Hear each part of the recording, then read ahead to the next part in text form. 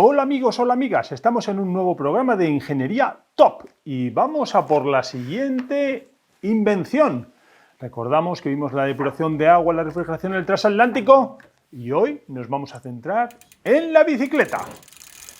Kirkpatrick Macmillan, un herrero de la Escocia rural, empleó su habilidad con el metal para construir la primera bicicleta con pedales.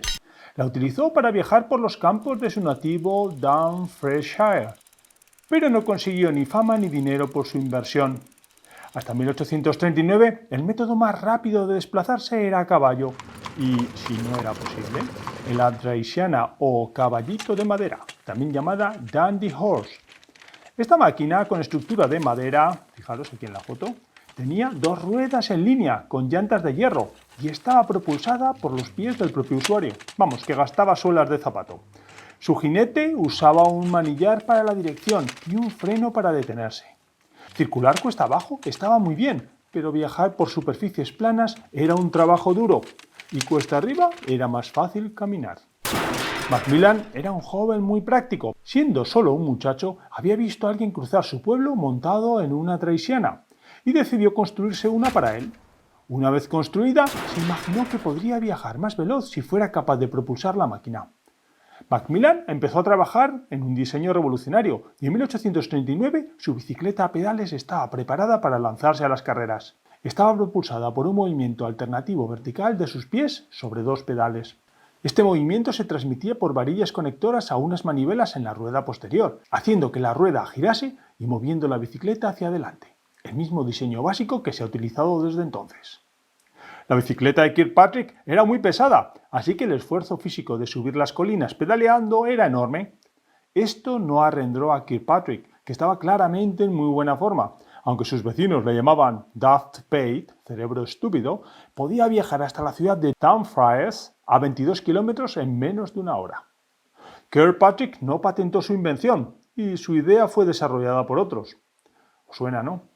En la década de 1860, los ingenieros franceses construyeron máquinas similares, con pedales en la rueda delantera, conocidas como velocípedos. Los velocípedos, con pedales en las ruedas delanteras. Hacia 1880 llegaron las primeras bicicletas con cadenas para la propulsión. Hasta 1880, fijaros, desde 1839 hasta 1880. Pues nada más y nada menos que unos 40 años que no llevaba cadenas la propulsión. Eran conocidas como bicicletas de seguridad, porque la cadena accionaba la rueda trasera y dejaba la delantera solo para la conducción. O sea que hasta esa fecha habíamos tenido los pedales como vemos en esta bicicleta y en esta otra, en el eje delantero, que por eso era la rueda de mayor diámetro, para que con una pedalada avanzara lo más posible. Imaginaros que el pedal estuviera en esta. En esta conseguimos la multiplicación ya con la diferencia de tamaño entre el plato y el piñón y mediante la transmisión por cadena en la rueda trasera, con lo cual esta ya puede, digamos, girar. Si esta rueda es la de los pedales y los pedales giran también, pues perdéis la capacidad de tracción. La draisiana, así llamada por el barón alemán Carl Christian Ludwig Drais von Sauerbrunn, que la inventó en 1817, también fue llamada dandy horse, caballo elegante, porque era un juguete de los ricos jóvenes ingleses o dandies, los llamados dandies. Una selección de diseños de velocípedos de finales del siglo XIX. Una gran rueda frontal hacía que la bicicleta fuese mucho más rápida. Solo el modelo de seguridad tenía las dos ruedas de un tamaño similar.